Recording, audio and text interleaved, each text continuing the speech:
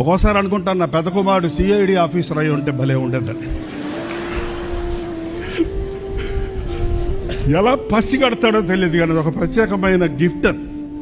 రాబోయేదాన్ని పసిగడతాడు, హెచ్చరిస్తాడు. మొహమాటం లేదు, ఎవడైనా సరే మొహమాటం లేదు. ఏంటంటే అదొక ప్రత్యేకమైనది. మా రెండో కుమారుడు గురించి ఆయనే చెప్పుకున్నాడు ఇప్పుడు దాకా. ఈయనకు ఒక పేరుంది మా ఇంట్లో, నీ ముద్దుల కొడుకు అంటుంది నా భార్యని. ఎప్పుడు ఎంట పెట్టుకున్నాను, ఎందుకంటే ఈ ముద్దుల కొడుకుని ఎవరిని ఎత్తుకుపోతారేమోనని, సైతాన్ని ఎత్తుకుపోతేమోనని. అయినా కూడా తప్పించుకొని తిరిగారని ఇప్పుడు చెప్పింది చూస్తే నాకే ఆశ్చర్యం వేసింది. బట్ దేవుడు వదిలిపెట్టాడు కదా. ప్రార్థనతో పెంచిన బిడ్డలు పాపాన్ని రుచి చూస్తారేమో కానీ పాపంలో బతకలేరు, తప్పిపోతారేమో కానీ దేవుడు విడిచిపెట్టడు. నేనైతే నాకు తెలియదు ఎన్ని రాత్రులు నా బిడ్డల కోసం తిండి తినకుండా నిద్ర పోకుండా మూలుగుతున్నాను. ఒకవేళ కొడుకులకు కూడా పూర్తిగా తెలియదు, నా భార్యకు తెలుసు.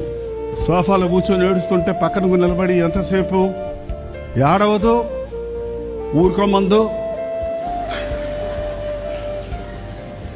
నా ఫీలింగ్కి నా కళ్ళ మీద కారిపోతుంటాయి నీళ్లు, కాళ్ళు వాసిపోతాయి, తన కంటమ నీటి రాదు, స్తంభంలాగా నిలబడద్దు ధైర్యంగా. ఊరుకోండి అంటది మధ్యలో మాత్రం. ఎప్పుడన్నా దేవుని కృప అండి నా పట్ల, నాకు ఇచ్చిన భార్యను బట్టి, నా ముగ్గురు కుమారులను బట్టి ఐఎమ్ ప్రౌడ్ అబౌట్ యూ. మరి రాజ్ ప్రకాష్ గురించి నేను చెప్పక్కర్లేదు, చాలా మంచివాడు అనబడే.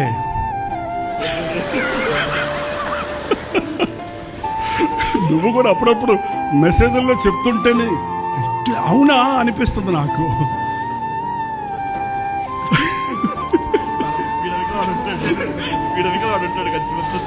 బట్ ఏదేమైతేనే ముగ్గురు దేవుని ప్రేమతో పట్టబడ్డారు, దేవుని సేవలో సాగుతున్నారు.